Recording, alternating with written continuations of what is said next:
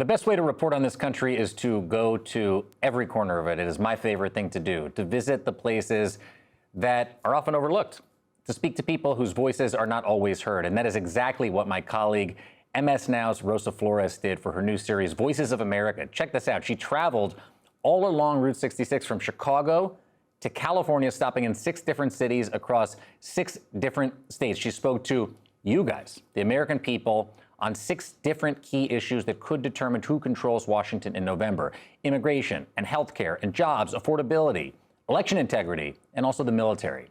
What she found were wounds in the American heartland. She met people steeped in anxiety and in fear over an unrestrained federal government, like Roberto in Chicago, who explained how he now carries proof of his American citizenship wherever he goes.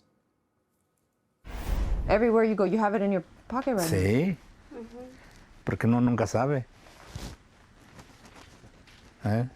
There's your passport. Yep, Did you carry your passport before? all the time. But before President Trump got No, into office? before, no. No. Ever since President Trump got in office, Yeah. you've been carrying your passport in Yeah. your pocket. Rosa Flores joins me now. Roberto is not alone. And what is incredible about listening to his story is that he says you never know. And I think that that's the way so many people feel about their life in this country right now. I had so much, I just said to you before we came on camera, I have so much FOMO that you got to go do this. Let me just start You're by the asking king you, of this. how was it? It was amazing. Being able to be in people's homes, as you know, is a privilege as a journalist. To be able to hear their stories and listen to their anxieties.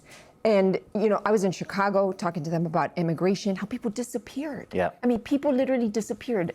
Restaurant owners who don't have workers anymore, vendors who say, I don't know where my customers are anymore because they haven't come back.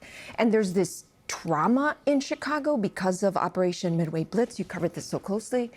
And then we jumped to New Mexico. And in New Mexico, it's the fear of losing SNAP benefits. Right, that's what I was going to ask you about that. So in New Mexico, what emerged was, I gather, just how hard it is to live. I mean, we talked about this almost all show yesterday, how hard it is to live in the United States. And in particular, SNAP benefits are people who rely on the government in order to make ends meet when it comes to putting food on the table and in their own mouths.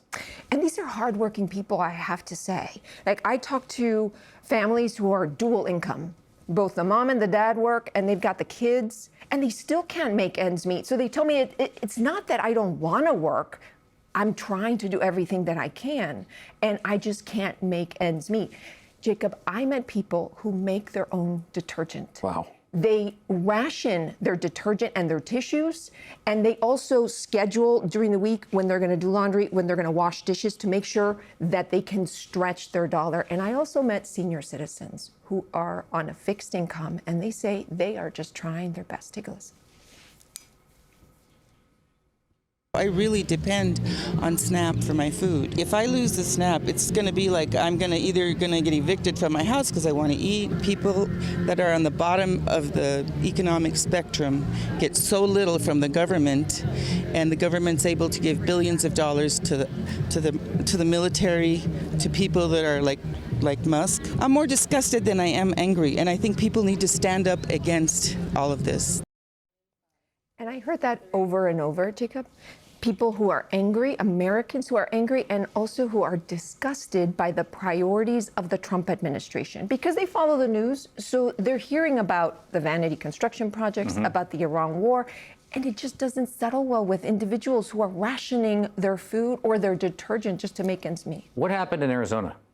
That was fascinating because, as you know, it's the center of the election integrity debate. And Yes. I was in Coconino County, and the elections office there, they're offering tours of the behind the scenes of the election process. So they will take people through the chain of custody of the ballot. They will show them that the machines are not connected to the internet and that there are surveillance cameras watching every single minute of it. And as you know, there's also worry about intervention in the polls or ICE showing up in the polls. So I talked to the sheriff about this. Take a listen. Okay. Now, you were explaining to me that there's no law enforcement in polling places. What happens if ICE does show up or National Guard shows up, as we have heard the president possibly say that those law enforcement or National Guard resources might be deployed to polls?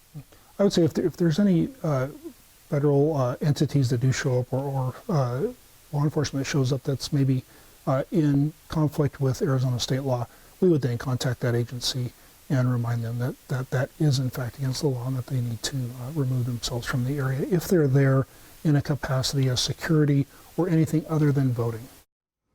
Wow. I mean, what is the general feeling in Arizona about whether or not their votes will be not only cast, but counted accurately, and if this administration is going to base it? You know, I mean, I think part of what I'm seeing now across the country as well is that people just don't trust that the system is going to be there for them, even if they do try to come out and exercise their democratic rights. There's concern. There's definitely concern, but there's also voters who want to learn the process and they want to look behind the scenes and see how the sausage is made so that they can trust it. But there's definitely worry about that. There's worry about the threats to mail-in voting. There's a lot of concern about that because there's a lot of individuals who have voted in that way for many, many years, and now they're worried that their vote is not going to count. I wanted to talk about Missouri, but I actually was so excited to talk about the West, where I'm from, that I jumped ahead. I want to show a little bit of Leslie's story from Missouri. She, like many Americans, is worried about the economy under this administration, and just like you said, what it means for putting food on the table. Let's watch Leslie. Is your life better since President Trump has been in office? No, it hasn't. At first, the first presidency was, and when he came back, it was just like the Great Depression all over again. You would call it the Great Depression right now.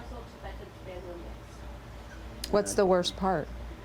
They can't even afford to feed your family. Not somebody that you would think about in that particular part of Missouri who would have that to say about Donald Trump. Were you surprised by what you found?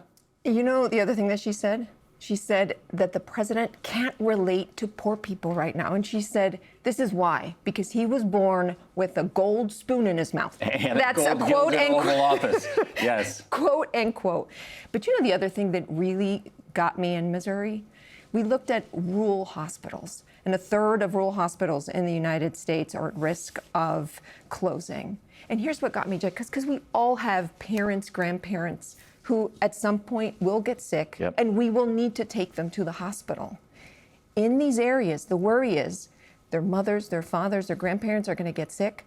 There will be no hospital when these rural hospitals close. And so that was the really tough part. Which is why I think when I was just talking to Maylard Quiros about the Democratic congressional election in Colorado, Medicare for All has been such an issue in the campaign.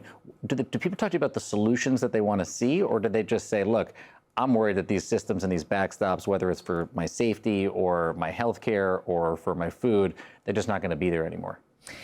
We did see a portion of the solution, and that is what local hospitals are doing to try to band-aid the situation. And so, for example, there are paramedicine programs that are literally going to homes where a paramedic is literally going to somebody's home and saying, okay, what is it that you need? How can we fix this to make sure that you don't end up in the ER? Because that's going to make the situation worse. Because once those rural hospitals close, they're expecting ERs in the nearby small towns to flood with patients. And so there are Band-Aids that are being, considered here and there. And when you talk to those paramedics or the leaders of those groups, they will tell you, this is viable. We need to do this in rural America because if these hospitals close, people are going to die. I mean, that's just the truth. I talked to one woman who said, I would have died a few months ago if it wasn't for this paramedicine program. So there are Band-Aids out there, and these people are hoping that that continues. But the cuts to Medicaid from the Big Beautiful Bill, it's adding extra strain to these hospitals and to these rural area clinics, and because they're just not getting the money that they need so they can pay the bills. This is an extraordinary series, Voices of America, all along Route 66. You are the best of the best, Rosa Flores. You are the king, my friend. I'm so glad to see you and to have you here on the show. Thank you for being here. Thank you.